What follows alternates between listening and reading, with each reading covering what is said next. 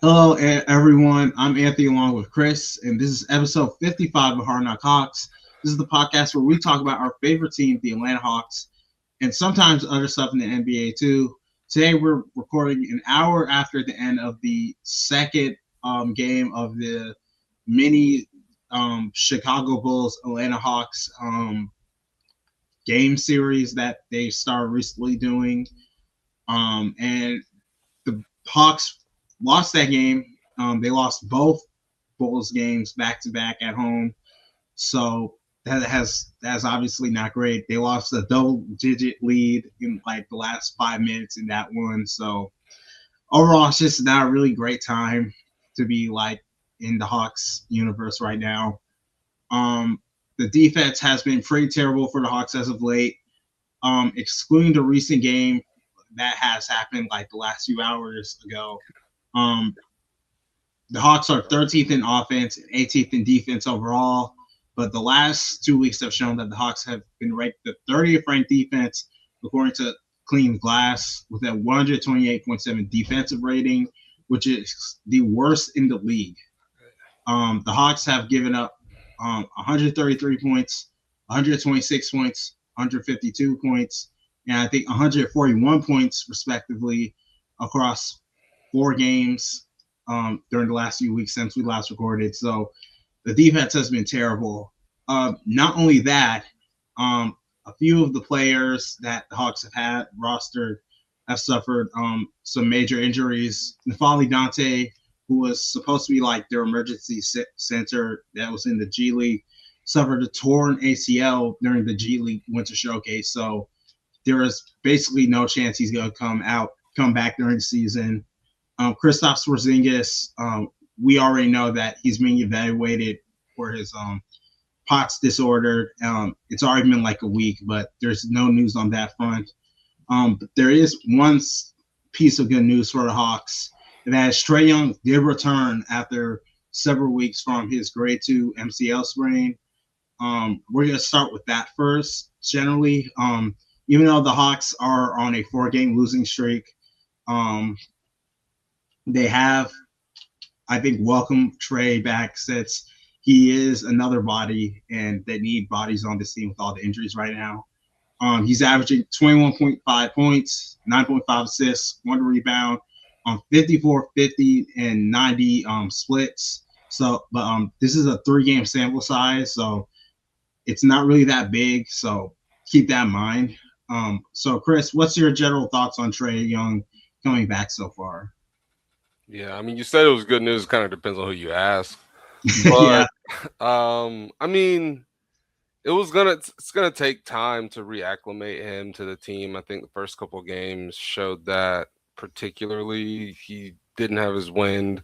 The first game, you could tell he hadn't been playing like organized sports in a while. There was very little like movement in general, but last couple games he's been looking more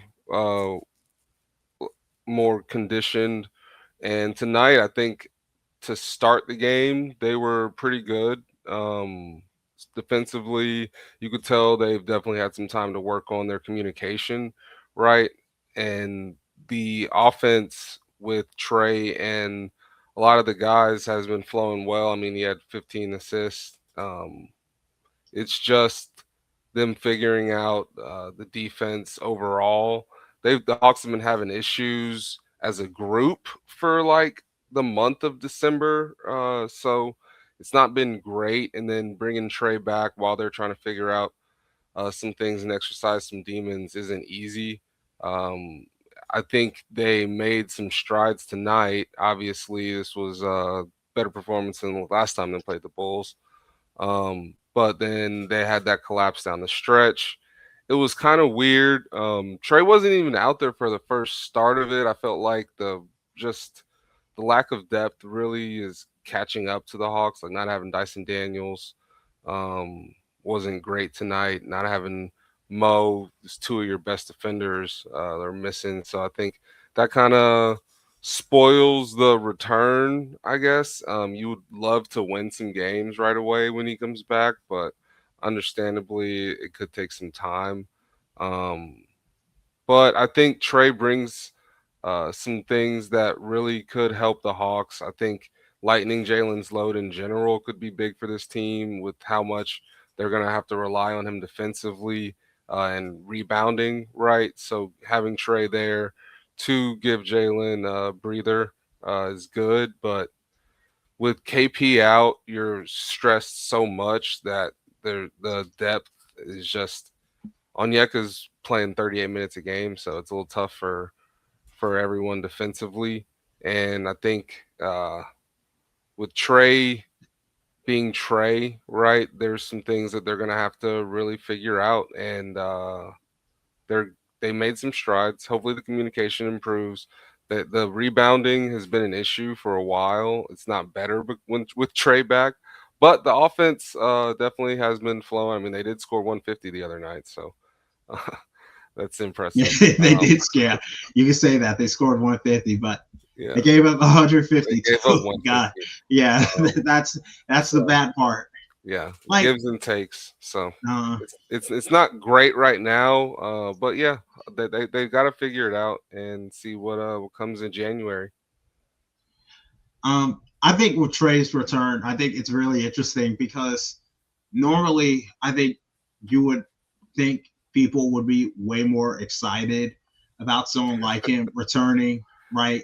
I mean, he was like first in assists last season, and despite his shooting struggles, we seen him how organized he can make offense can be, and how much trouble this team had with like half court offense, and how we needed like someone that can score in isolation and stuff. So obviously, you would think like, okay, Trey coming back would instantly be like a huge boon for this team, but I think during these past few games, like you saw like some of the positives and some of the negatives already. Like on one hand, Trey, 15 assists, 1 turnover. Like he got it so easily. Like I didn't want to spoil it either, man, because he had none. Like, and I was about to post it in the group chat, and I was like, I literally deleted it. I was like, I don't want to send this. Like it's like it's something that I don't think barely anyone noticed or even talked about. It's like some of those stats are just like so easy for him because he's just such a good playmaker. He's been good at this year in general is not turning the ball over. Before he got hurt, but sorry. Yeah, you're good. You're good. Because like he had to really been turning over the ball a lot. Like I think in a lot of ways he's been trying to be more of he's been better as being more of a complementary playmaker next to Jalen, and seeing like how he's improved and on that. And he's, I think, trying to be more off ball. Like you see him like trying to increase like his off ball shooting and stuff as of late. So it's stuff that you want to see, but at the same time, it's things like, and this is the most controversial part, I think, kind of, it's his defense. Like, everyone knows he's not a good defender, but there are games to where it's very frustrating to see him play defense. His first game back in Charlotte, I think, is the perfect example where his first set was just, I think, catastrophically bad. Like, I was just thinking to myself, I really hope this wasn't the way he was going to play like the whole year, because if it is, then we're not even going to go anywhere close to where I think people expect us to go. And I think overall, like he's gone better as time goes on, and especially as he's gotten his legs back, and he's got to get into game shape and stuff as he plays. Yeah, that was a bad matchup for his first game back. Man. That's a team that has been like just getting them up lately, and they play they've been really up tempo. They move all those 3 guys around a lot. So man, it's an interesting team. Not under you, that was going to be rough. Yeah, it's just I'm going to say that despite the fact that we know that Trey is a bad defender, I thought he was better in like recent games. I think the main concerning thing I have is that even though Trey is taking more of the offensive load off of Jalen, it seems to me that Jalen really isn't becoming more of a better defender as you would think he should be. And that's concerning because I think Jalen, I'm not going to say like Jalen's like garbage or like a terrible defender. I think some people say that, and I don't necessarily think that's true. It's just there are some times where he's just unaware at times, and Mhm. that can be very costly. And we've seen Well, it. Yeah, go ahead. to that point, like, don't get me wrong, like, Yeah, he has that issue too, but this is like a space cadet problem with the whole group. I agree. They It's a seem to, like, problem. they Hmm. lose their focus, and I don't know if they need a voice out there to really get them to lock in, because that Yeah, leadership stuff does matter, and I don't know if there's a guy on this team that, like, has that. I think Nas, like, trying to be that. It usually helps when it's someone on the back line, and, like, it sucks, right? Because your power forward is so important defensively, and those guys on the back yeah, line, like, if he had, like, was that guy, it like changes so much for what they do defensively. And yeah, then if you had a guy next to him that was that guy, like, it changes a lot. So with what they have defensively, Jalen not needing the help too, it really does put it's tough. And he's not hasn't always been like low activity. We've seen yeah. him, like, be Uh, much it's more yeah. involved. It's I just don't know what it especially is. like this year. It's just weird. Mhm. It's like I just thought he would just be better. That's the thing. Yeah. Like I've for been kinda trying to yeah, come up with a way to phrase it in my head, honestly, sorry, and, like, it's like, when you're downloading something to your computer and it's, like, running the CPU way hot, right? It yeah. makes it hard to do other things, right? It starts to slow down and the mouse thing starts, like, jittering around the screen. Uh-huh. And Jalen is processing a lot of information, man, and his minutes are Uh-huh. really low. And I'm hoping at some point, like, it catches up, right, and the game does really start to slow down on both ends. And he sees enough basketball to where it starts to slow down, and he can be a better defender just through experience alone. But it's definitely something like they're going to need now in the future, Trey or not. Like, Jalen kind of being that guy defensively would be game changing for this team for sure. Yeah. He would 100% would be because I think about we people, I'm not people. I mean, I think the Hawks ideally would want to have the star two-way forward for years Hmm. now, right? Yeah. I mean, in fact, they probably drafted Shea thinking right now, okay, maybe we can develop him into that guy. Hopefully, So I'm wondering, like at this point, especially with where the defense is, how do you think, or what do you think should be like the steps potentially on how maybe they can just solve some of these issues generally? Um, I think a lot of the problem, right, and some of the overhelping is like it's due to personnel, but it's not just due to one person. It's just Yeah. like the overall team, and the lack of like rebounding or much size down low, like, means they have to help at the rim, and they're asking guys that aren't necessarily physical and built for that, to really move around. And with Jalen not being that guy right now, and Trey obviously not being that guy, right? I feel like you're really asking the center, small forward, shooting guard to really kind of step up defensively. And I think with Dyson, you have that, and I think Zach, he's a good defender. It's the physicality he has issues with, and there's some matchups and drives that he's great. He's better more on the perimeter, chasing guards. But when you are talking about having kind of a small forward help at the rim as well, and kind of fill that role that Jalen isn't filling, he's not really that combo forward that is like a true power forward. Though they are asking him to do some of that right now, which is great. But I think when you're looking for like that guy next to Jalen, almost like the shot blocking guy like Matas or some even Mo Gay, in that, like, you really want someone that's kind of a defensive playmaker. The stocks guys that they talk about, like Colin Murray Boyles, would have been really nice to see on this team. A really strong forward that can give some resistance. But I think also just the center position as well, a high volume rebounder and a guy that's great at the rim, but some rim deterrence as well. I think that's one issue for the Hawks is they're constantly giving points in the paint, like no matter who's on the floor, and they're constantly in rotation. And I think having someone that you can depend on at the rim gives you something to scheme differently defensively, and maybe you're not overhelping constantly, and you can let that guy go and pick up someone else. We've heard guys talk about what the difference between letting your guy go when it's Vucevic at the rim, and then letting him go when it's Chet and iHeart at the rim. Like Caruso's like, man, this is a different world.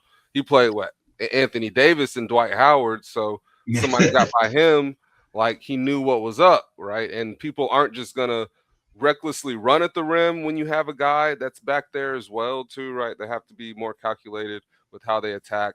Their footwork has to be different. The shots they take higher off the glass, or maybe they're taking more jump shots in general. Um, like Gil talks a lot about how when Shaq was with the Lakers, like you didn't drive until he had some fouls because Shaq was back there. So you taking jump shots. So I think getting a guy on the back line that can really help change the game would be great.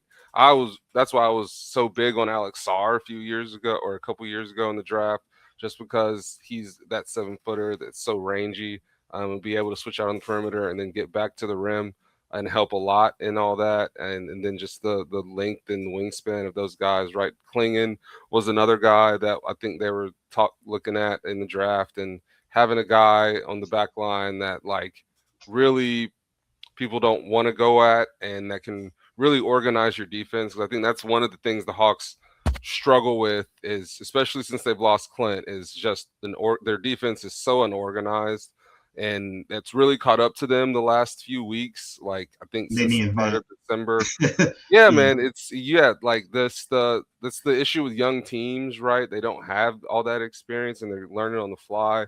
And Double O's being asked to do a lot and switch out on the perimeter. So when he's not even on the back line, a lot of the times things can get lost. And I think KP helped some every other game when he was playing. But yeah, I think getting some strength, some experience into the group to help settle the defense and organize guys would definitely help. And I don't think it could hurt. And I think it would be a good first step, regardless of what you're trying to do. I think you definitely have to improve in those positions. I do want to ask you like this weird question. How much do you think the defense declining is just simply because our starters are just tired? You know, they've been playing a lot of minutes, Very valid. especially like Onyeka, because he has to play 30 plus minutes now, generally because we don't really have a true backup center. Yeah. It's generally because of, of the KP injury. And most centers don't do that too. Yeah. Like you put center is like almost a weight class in today's NBA more than anything. The power forwards are almost the same height, but those are big dudes, man. Not many of them are playing 38 minutes a night. With how much you have to go up and down the floor, the way he has to play, the way we play as a group, right? We're like second highest pace, or no, third highest pace or something. I was looking at it earlier. Like they're moving, and he's got to run, man. And I don't KP. That was going to be tough on him. And yeah, like it's tough on these guys, man. I really wish the Hawks just had the depth that because they're getting ran ragged, and they had all those games like in I don't know how many games in like 8 days, like in one stretch or something. I think it was like five games in 7 days. Yeah, like they're getting run ragged, and then they were losing KP. Trey was out the whole time, so now their guards are having to play extra. A guy that's supposed to be staggered with Dyson is now starting next to him. They have to figure out all these rotations, and they're just basically running guys into They were not running heavy minutes to start the season, and then as soon as they got hit with injuries, it was like right back up. Jalen's playing a ton of minutes, which is going to also be part of his issue, right? And also when you're playing that many games, Quinn is one of those like practice coaches too, so I'm sure they haven't had enough time on the practice floor for Quinn to be happy. But yeah, the minutes have been crazy, and we have a crazy pace, and I think that really does like the third quarter has been a bugaboo for this team. Like they've lost a lot. They've let go of the rope a few times there, and we saw them. I don't know if fatigue was necessarily the issue tonight. I really would need to go back and Yeah, watch it again just to figure out, because I think it was just the Bulls went on a run, and then there was a stretch where you still had it at 6, but they got a tip in and they hit a 3, and all of a sudden it's 1, and it's like it's just a game from there. yeah. I mainly just asked about that because it's just whenever I just think about this roster right now, it's just I think this roster was designed, and I just always tell people this roster was designed for like Porzingis to play 50 plus games, right? That's always that's how I always tell people, and not to play like less than potentially 40 from what it seems like right now. Because from what it looks like to me, there's unless he's probably getting traded, it seems like he's probably going to be playing less than 30 games or just. Yeah, it's looking like that. Yeah, less than 40, which is an issue. Yeah.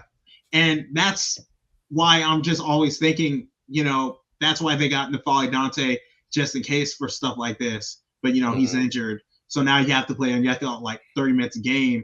And, it's cool that Asa Newell can, show his skills off and stuff. But right now, he's obviously not ready. He's still very raw. He's not organizing the defense. Yeah, he's not. He's not doing this stuff. Yeah, he's not. And he is getting some rebounds though, and man, and he gets some blocks. Nice, man. That boy can. He looks really good at points, but he's like, he's not there yet. He will be one day, but not now. And that's okay. He's only 20. So, but the thing is just the Hawks center depth is just being so decimated. It just kills like so much of their defense simply because of their like lack of like real rim protection, especially with Jalen's not being able to like really play as well defensively as of lately. And plus you have Onyeka, I mean you and I had this argument. Marco, Leon, we've always had this. I have this argument with you guys. I get y'all. Like I'm gonna say this now. Onyeka is a center. He's not a power forward. Yes, he's 6'8". We know. I know he's undersized as a center. We know, but he's played center his whole life. I did have a thing about this earlier. Yeah. I was thinking about it because I was like, man, the Hawks don't even have a big right now. Like I was just thinking. But and I was like, oh well, I guess Onyeka is a center. He's a center. He's not big. He's a center, but he's not 6'8". The issue, right? Man, because all of the size and rim protection you added like to the roster this offseason was KP. That was like all of it. And he's not playing. He's gone. So that's why they signed that guards today. At this point. You've just made a huge guard rotation. There's like 5 of them, and 1 center, 1 small forward, and then like Jalen, and then some young 4s. Hey, at least the 4s are good. So I know at least great. If they aren't good, then the problem is Jalen plays 35 minutes a game, so they're getting 15 tops, like maybe between the 2 of them. And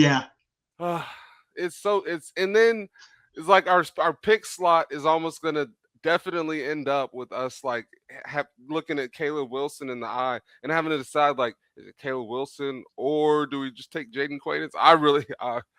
I want Jaden Quaidance to just go off so much that everyone is like, he should go number 4. And I'm like, yes, like finally. Man, like, at that I've point, been trying to draft a big that can protect the rim for so long, man. So long.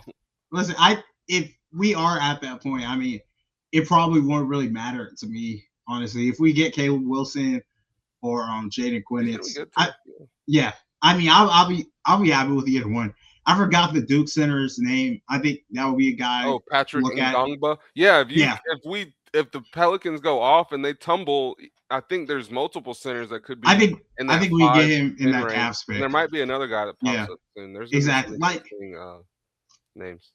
See. Thank you, Landry, for that cap pick. Yeah, thank you. I don't know if that was Landry. It was probably Auntie. We'll give that credit. Oh my God, man.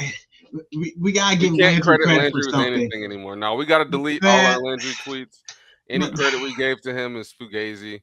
Oh Unless it man, happened before Ansi got here, and I'm willing to say that Ansi was like a consultant before he came in and like made all those moves because man, I just don't buy it anymore. this is his Christmas shout out. Give him a little Right. something for Christmas. No, if he This is did my do that, Christmas gift to then him. I do appreciate it if he won. But no, like so much of the issue is the minutes, man. Like these Yeah, guys are playing a really up tempo style. It's not like a veteran team that's slowing it down constantly. They really couldn't slow it down for most of that stretch anyway. They were just playing their random, like we get a like move it, get the shot, and just do get whatever we can right for a long time. And then they're just trying to run up and down the floor. They like it's a lot. The group chat did make a valid argument that Quinn does have more small forward minutes available to him than he's using right now, technically, yes, right? and He does also, have a few yeah, more that he could be using, and like hmm I, this is and it's so not personal, but in the way my brain like is calculating the math, it never was like just play Zach Moore. I've literally, it's like so funny because I'm like, man, we just need to get another small forward. That's where I go, and everyone's like, well, why don't you just play Zach Moore? I'm like, I'm like, I don't know about that, see, but my take is always gonna be was this: if Zach is having a good game, like defensively, offensively, play him more, that's fair. and that's fair. I've And never been against that. we should have had a backup three.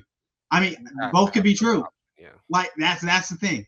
You know, I and my thing is, especially like tonight, it's like, okay, Zach, he's offensively, but he's rebounding well. He did He's rebound well having in that, yeah, he's having an especially early. overall defensively good game. Mhm. Why is he not in the last 4 minutes? And I see V Wow. miss that rebound over, I think, Kobe White. I'm just like, oh, And V man. is not supposed to be playing this much, man. That's like Like, yeah, I we don't know. talked so many Like, minutes. Like we did the minutes game so much like over the summer, and like I had it like all planned out. And I guess Quinn didn't read my email or whatever.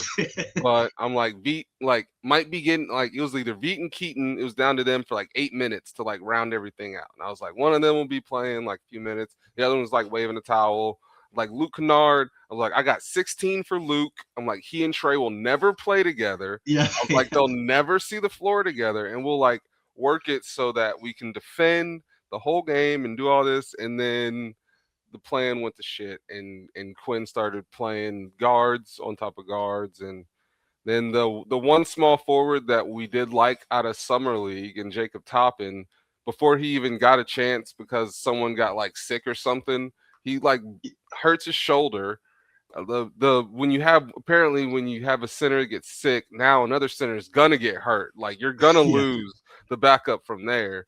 Like there's just so much, and it happening so early in the season, and not even having like the hope that you could really make a trade because everyone's waiting for December, which still haven't seen a trade yet. By the way, I'm Yeah. still hoping for one of those.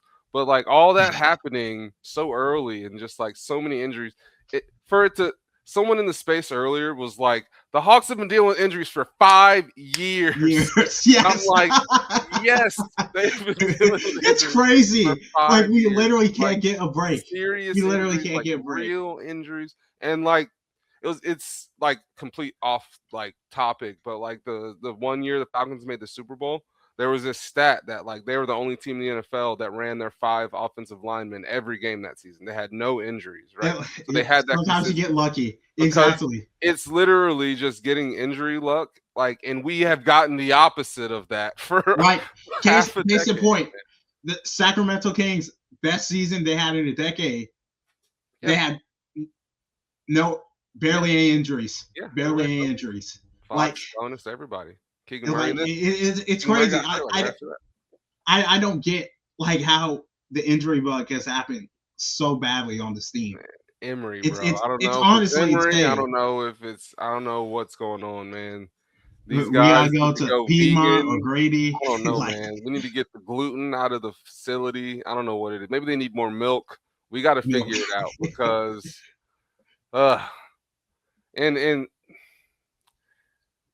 they're all skinny. So I don't think they lift enough to begin Oh with. my god. Right? These guys are all skinny. I don't know how many of them could bench 225 if they had to. I don't know how many times they could bench it if they could. Like it's not a very like strong group. So I don't know what exercises that they're really doing. It's probably a lot of band work and like they need to get more sleep or something. I don't know, man. But it's just horrible injury luck year after year. And then this year we bring in KP and we were like, oh well, he'll miss like 30 games or something, Like, 30 yeah. games. But the guy just two and a half weeks in is like out for like a week, and then he comes back for like 3 games and he's like out for like, and then they're like, oh, we're gonna sit him for a month and then we'll figure it out. I'm like, yeah. Jesus, like are we? And he barely played 2 games in a row for them to ever figure anything out with him. He was just big, and they threw him the ball on offense enough for him to like score. But that was about it. I don't know if they ever figured anything out with KP. And then you have Trey play 2 games with these new guys, or 3 games, 4 games. Sorry, I think it was with the new guys, and then he's out, and now he's back, and now Dyson's out. I don't know, Yeah. his hip is hurt.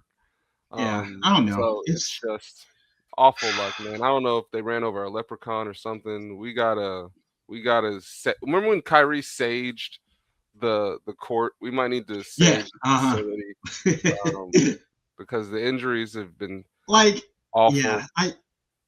I just it's just it's honestly kind of it really is just insane. Like how bad the season is. I'm just honestly, I'm not even gonna say it because it's probably really bad luck. So I'm gonna keep my mouth shut. Well, Yeah, like I know the season it's funny. Like everyone was super high on the Hawks coming into the season, and it's like I feel like we all kind of like pretended that KP like was gonna play games. I like was trying okay, to. That was hard for me to I'm like gonna really throw myself on the center my anyway. But it's the same thing. I think people thought he was gonna play 50 games. If he played yeah. 50 games, this team probably would be completely fine. Well, Right? he's playing 3, maybe miss a couple, play Yeah, 3, miss exactly. a Like couple, if he does his figure usual some things thing, out, right? He and would have played Jalen like took, cause, 15 games by now. I mean, Jalen took the leap offensively. Yeah. Like that's one. And That's then Mount 1%. came out of nowhere, which was Yeah. great for them. I guess you get some, you lose some because we're dealing with injuries. I saw a picture of Dyson Daniels' thumb. It doesn't look great, but that Well, wasn't even on yeah. the injury report. So I guess he's playing through that. But yeah, for me, I just am having faith in Ansi. That Ansi will do what he has to do. I don't know what he's gonna do. I don't know if I do think that he and Quinn Snyder are aligned enough that they'll try to solidify some depth this season. Um, I think the future isn't necessarily the first thing on the coach's mind or any of the players, and or the owner, right? That's something Ansi has to like juggle for himself on the back end and try to make sure he's not doing something that jeopardizes the future, right? And I totally understand that. But I do think there's this obligation that like people in an organization typically have, right? And you sign free agents. It's not like you went into this season with everyone like thinking like we're tanking, like this season doesn't matter, we're developing or whatever, right? So I do think that they will try to move KP's money, right? Try to make some moves within whatever their budget is. I think there's probably only a couple outside of the players, and obviously Jalen's untouchable. Like in terms of the picks, I think there's probably a couple picks that they have completely untouchable. But I think there if there could be a guy that they want to acquire in general, right? That they have a chance to get now, and kind of help them win some games over the course of this season because they don't really benefit from losing. There's no incentive to like just bottom out. So I do hope and think that Ansi and Quinn can find a small forward that they like to come in and share that role with Zach, right? When maybe you need someone more physical for a few minutes, right, to help at the point of attack or next man over, or Zach is rolling and he can finish the game, and then maybe you give Jalen a rest so that he can play some defense late, right? Just getting a vet. I really wanted PJ Washington and Daniel Gafford, but then I was looking up the other day that PJ signed in September, so he's ineligible for trade. But something like that where you get a veteran big that can come in and help the guys on the back line, and someone that is an actual forward to kind of come in and maybe limit some of the Luke Kennard minutes, limit some of the Veet minutes, maybe eliminate their minutes together because you have a veteran player that can play a little defense. And over the years, everyone always like asks like how you fix the defense. I always say get good defensive players. And I think with Na and Jalen making the leap that they have offensively, I think that opens the door for more guys that you can look at, right? I don't know that you necessarily have to go out and get a big name scoring option, right? But defense is usually pretty cheap. It's usually affordable.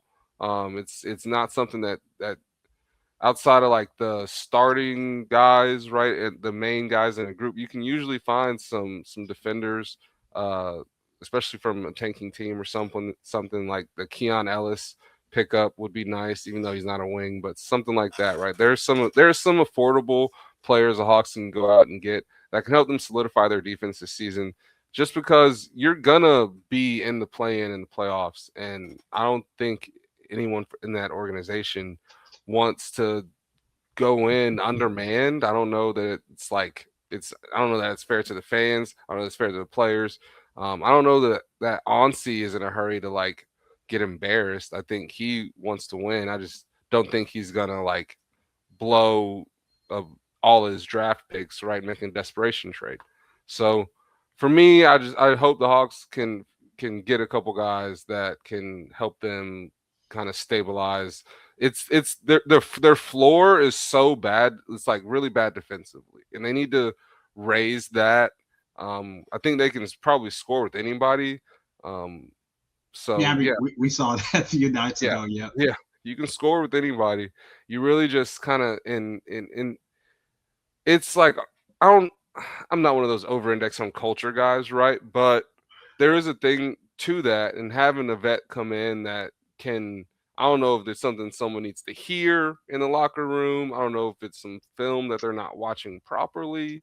But I think getting in some veteran defensive leadership would be really valuable for this group.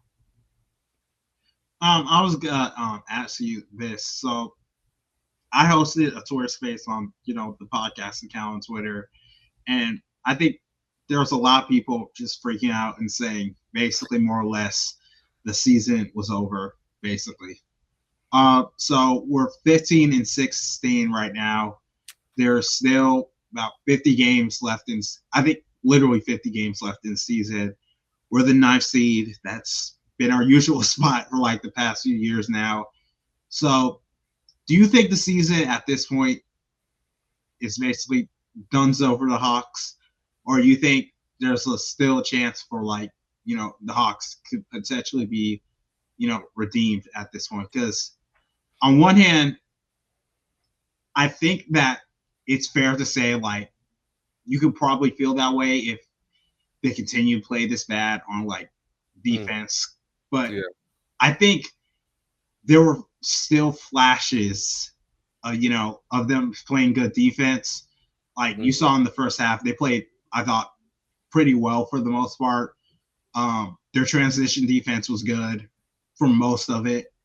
It's just I don't know what happened during the second half. It's just their offense just completely dried up. Fourth quarter collapse, honestly. Yeah, They fourth were quarter. minus Yeah, fourth 16 in quarter the collapse. quarter, minus 16 in the quarter, and then you lost the game by like 3 points. So you Exactly. really Yeah, it's just you have to be able to manage that game better. And I don't know if that comes down to legs, but yeah, that's it was like a really nasty thing, and you already lost the tiebreaker to Bulls, who I'm gonna be honest. I don't know if they're gonna be like super good. They're probably honestly not, but they've been playing decently well. So you know, at this point, you probably don't like keep losing games right now. So this is, I think, a 4 game. Yeah, this is our 4th game we lost. So Yeah. and there's still 50 games left. So it's a lot of time to make up. But it's just like you said, like the defensive floor on this team is like really, really low right now.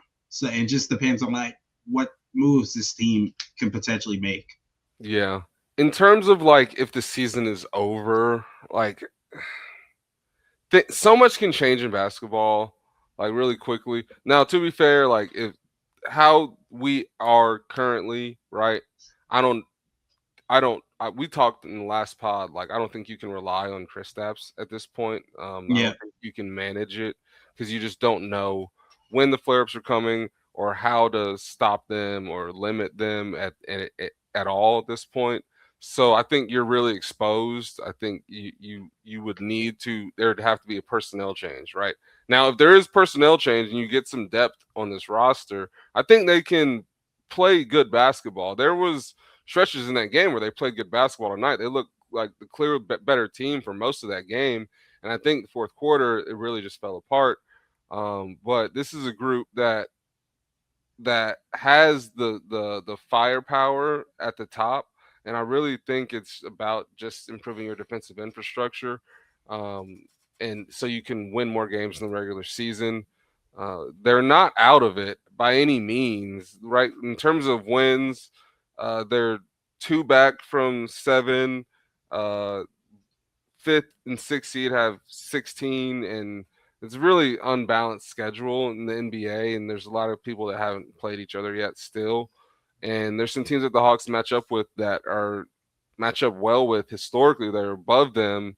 That they'll have the chance to beat and kind of gain some ground, right? So I don't think the season's over. I do think that they have to make some changes, personnel wise, and just schematically or I don't what they're teaching on the defensive or practice floor, right?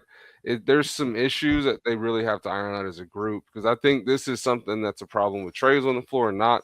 And when Trey's out on the floor, there's some other guards out on the floor, and like we're just getting barbecued in, and that's big part of my yeah. issue is not having another small forward on this floor because especially having that type of physicality instead of Veet and Veet let Veet play the 2 and Kennard and Veet at the point like I'm watching Luke Kennard on Josh Giddey, and Giddey's just running to the rim. Like It's just barbecue chicken. you Like, can't have yeah, like we don't have we have one defender off the bench right now. Like, and you can't you just Mo and you don't they don't trust Mo and Asa to defend for 24 minutes a game. Like you have to have someone that you trust to do that. If Zach is playing 24 minutes a game, you need to have another small forward that you depend on to play 24 minutes a game. Like I don't know if people think I'm trying to like deflect blame from Quinn for like what happens in game when I like bring up Ansi in terms of like the rotation. Everyone's like, oh, the guards, the guards, the guards, the guards. I don't want the guards playing either. Okay. Like I don't want them on the floor. But I also look at the roster and I see guys that the coach has clearly X'd out. And it was every small forward that wasn't Zach. So these minutes are coming from somewhere. Like these minutes got to go to somebody. So it's going to go to these guards. And man, I really need Ansi to do what he has to do and get the roster where it needs to be for Quinn to have the small forwards he wants to play. Um, Moneyball, great movie. I think you've seen it, right? yeah, You've seen Moneyball. There's a player that the general manager doesn't want the coach to play. The coach is going to play this guy because he trusts him. The general manager trades the player so that yeah, coach can't play the player. Guess what? You can't play somebody if they're not here. So this is almost the reverse money ball, right? Like I know you love beat coach and you can sit him right next to you on the bench, but I'm gonna get a small forward that I think you want to play. Like yeah. because at Please, this just point, give me a Najee Marshall or somebody. yeah, you need Like, someone that can apply some resistance.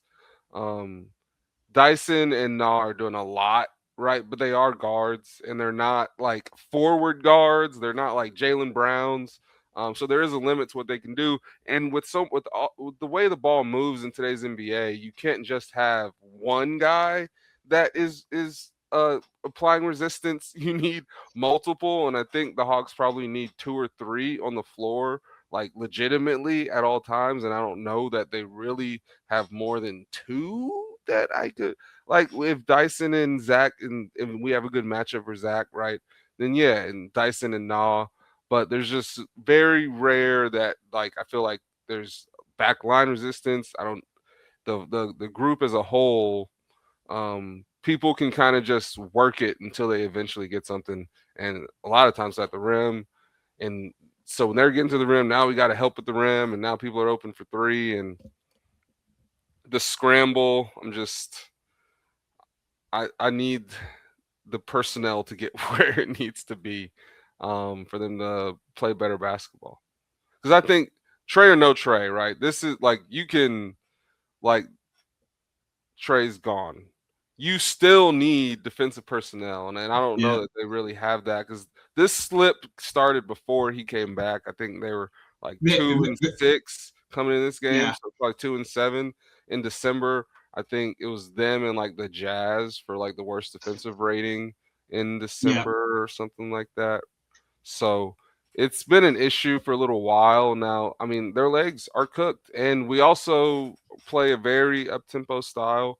So I don't know if there's some game management that we need to figure out as a group to slow it down when we need to. But yeah, they have a lot to figure out. This is a team that's so young; they really don't know how they want to play every night in general. So I think that's something that they need to figure out offensively and defensively. Uh, the communication has to come from somewhere. Some players need to step up as leaders if they haven't already. I'm really thankful that they signed Nah. I think he's bringing that to their group, right? But it can't just be him. I think yeah, it's a culture thing that like everyone kind of has to buy into because communicating is not difficult. Now it takes a level of conditioning, one, so that you're present during games. You can't be tired, right? That's going to be an issue. But it's focus and conditioning and just literally being present and speaking, right? So it's something that they can drill. It's something that they can improve. It's not something that's like some gift you have to be born with. So speaking out there on the floor is a great first step, and hopefully they can get more organized because in today's NBA, that's like most of the issue is teams can just it's so easy to put almost everybody. I mean, I watch it happen every night, right? But the yeah, good teams are organized. And yeah, it's something that they can figure out, I think. yeah. Hopefully, you know, I think at this point we just have to. The Hawks just need to put December behind them and just hopefully, Yeah, shit, as well, we, not great. yeah, and hopefully, just have a better January. Just look forward to the new year. I hope Well, Kristaps there's Porzingis this, is happy. right? And, yeah, Zach, January 1st, we can expect 40% 40%. Zach. Yeah, So that's it. that's Hopefully that incoming, right? happens. That's a few more points, so we Yeah, can win hopefully, yeah, 160 to 150 next time.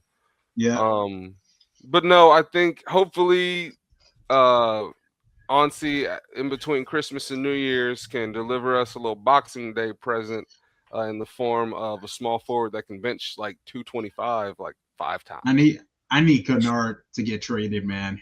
He needs to go. It's He rough. needs to go. It's like rough. And he the go, big man. issue is like, and now I see why they're kind of playing Keaton over Veet at the beginning of the season because you can't have Kennard and Veet as the two guys like get in an action because the guy's just gonna just run straight to the rim. Like they're not even Yep. gonna. It doesn't matter what you do defensively. He's just gonna run like straight through both I of don't those know. guys Like to the yeah, rim. he can't. He bad defender, and then when on Not offense shooting. he doesn't want to shoot. like Not shooting. he doesn't And want to do the one thing he's good at. I don't know if he's got the yips or something. I don't know if he. Look, it's like, look, man. If you're trying to preserve this, just retire, bro. Just like retire. Like if you don't want to shoot, man, that's and like that's your thing. That's Like he literally wants to your preserve his identity. 3-point percentage. You are in a long lineage of Duke shooters, right? These Oh are my like god. it's like one of maybe the best position in all of college basketball history outside of like UCLA center or something. It's like Duke shooter. Like they are elite and you get to the NBA and you're one of the like longest standing like Duke shooters in the NBA. It's like probably him and JJ Redick of the guys that like really lasted this long. Put them up, man. You got playmakers all over the floor, buddy. You got guys that are driving all over the floor. I don't need you to do that too. I need you to watch Veet, and I need you to watch Asa, and I need you to let it fly. Like catch it and let it fly. That is the best thing about Asa, man. He really has no conscience with that Yeah. jumper. He really is holding back some because I know how Yeah. much he wants to get buckets. You can tell like he wants to drive on people and hit them with some stuff. So like I appreciate him being a good team player. And I think there's more to his game coming when he gets stronger. But yeah, he's letting that thing fly, man. Confidence. Yeah, Luke Kennard, on the other hand, like dude is like coming out of the paint, and I'm like, bro, you are going to run into like you're the guy closing out is so far away. He has time to stop like before he get like you driving into the defense, my guy. Like they're nowhere near you. What are you doing? Like, I'm like, you don't have the boosties. I said in the space, I was like, he is driving closeouts like he's AJ DeBanza. And there's some guys in NBA history where it's like a three is settling. Like, let me go get to the rim because I am who I am. He is not that guy. You are not, dog. You are not that guy. Put it up. Put it up. You've been hearing it your whole life. You step on the floor, right? What's the first thing they say when they see Luke Kennard? Shooter! Shooter! Shoot it! Like, it was so funny when, like, I think it wasn't this game, but the last Bulls game, he literally passed up the open three, and literally everyone on the bench and the coaches were just going at him for not shooting it out. It's like, come on. Just shoot the ball. Like, is his thumb hurt? We need to X-ray everybody's thumb, okay, on the team. Yeah. MRI X-ray everybody's thumb. We need to repair all the ligaments, all anything going on, man. We gotta because that's his Christmas gift. Oh my god. Trae Young had like 15 assists tonight, and none of them was a Luke Kennard three. Not one of them. Like, he got an Asa Newell three.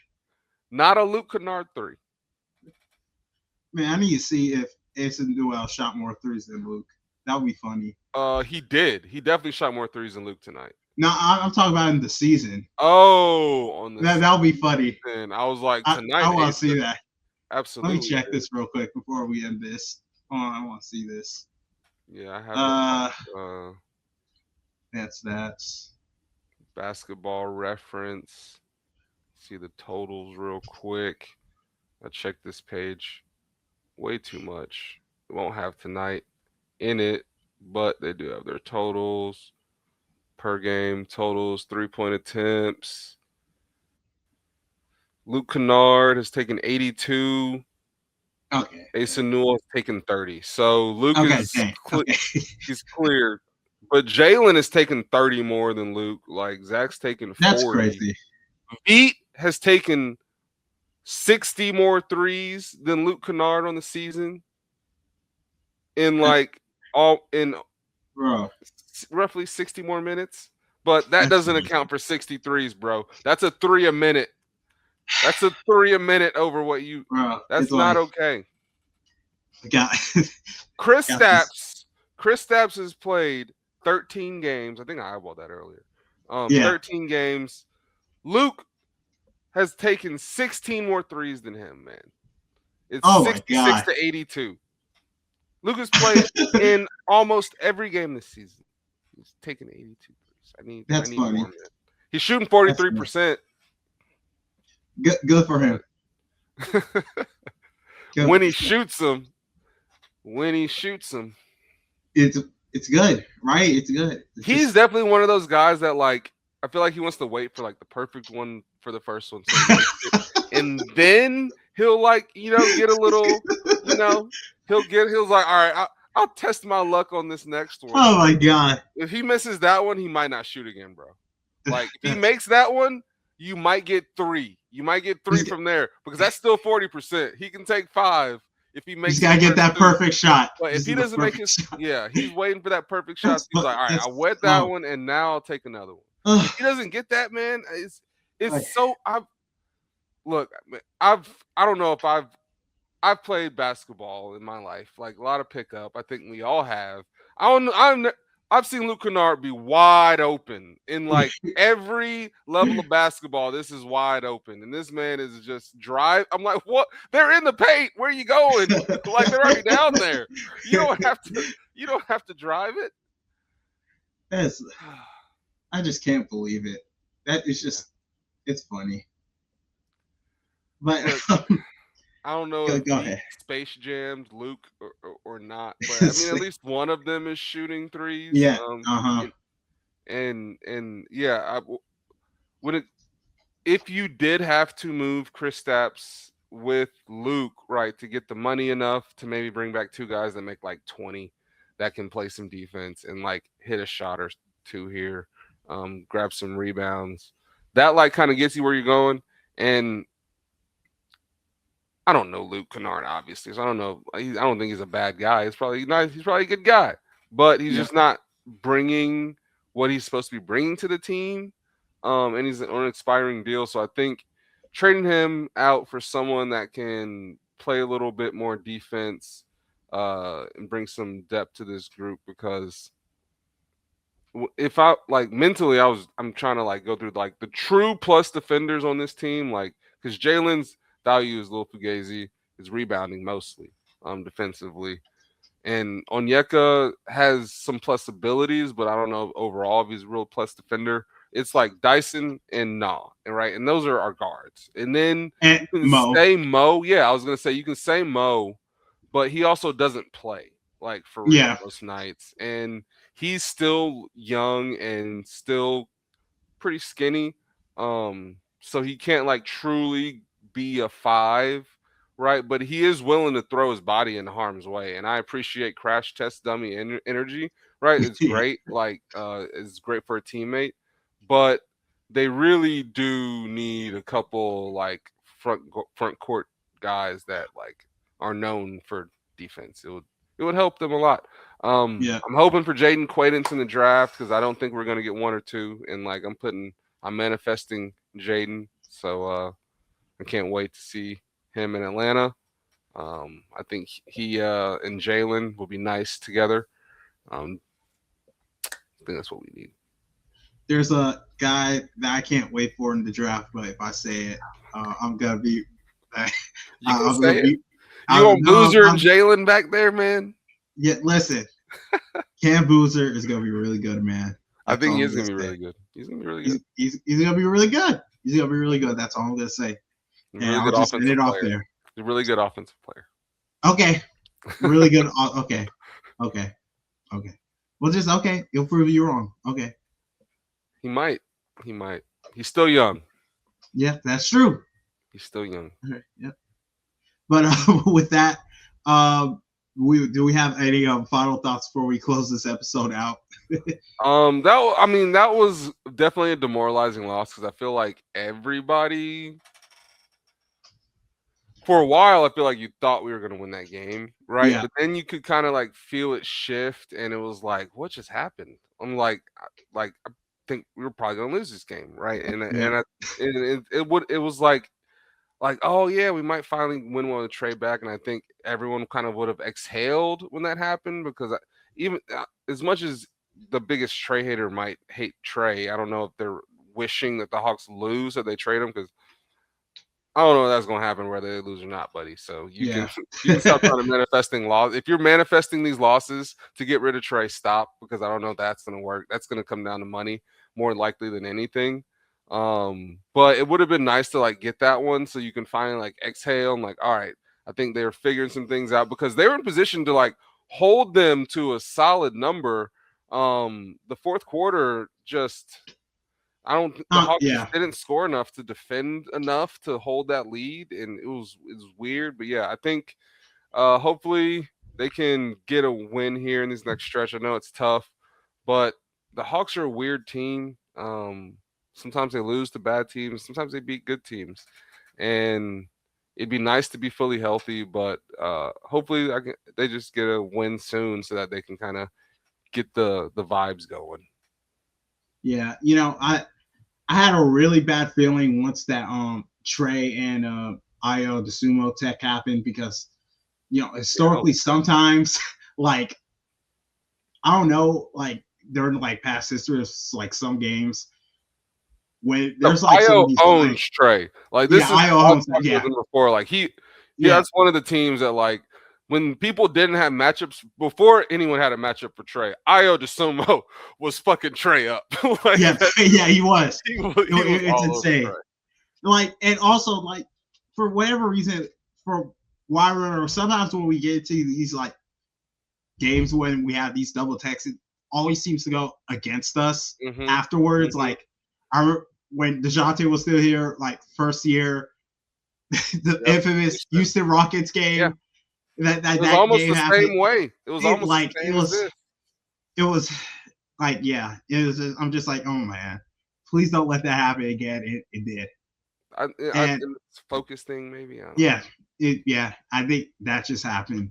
So it is what it is. I just hope the Hawks can hopefully recover and just figure out like some way to just try and be competitive on defense because they look fine for the most part in the first half, but then they just couldn't close it out. And the Bulls just opened the door and just took it from us. So Mhm. it's frustrating. Yeah. But with that, thank you for coming on here, Chris, late at night as usual. For recording, and thank you all for listening. We're recording right before Christmas or Hanukkah or Kwanzaa or wherever you celebrate. Sorry, I'm being like read the script. I don't know what y'all celebrate, but thank you all so much for listening to Hard Knock Hawks. We will see you all next time, probably before the new year. We're gonna get an episode out before New Year, so we will see you all next time. Have a good one. Peace out. Have a great day, great Christmas or holiday. Happy festival. Ah, oh my God. That's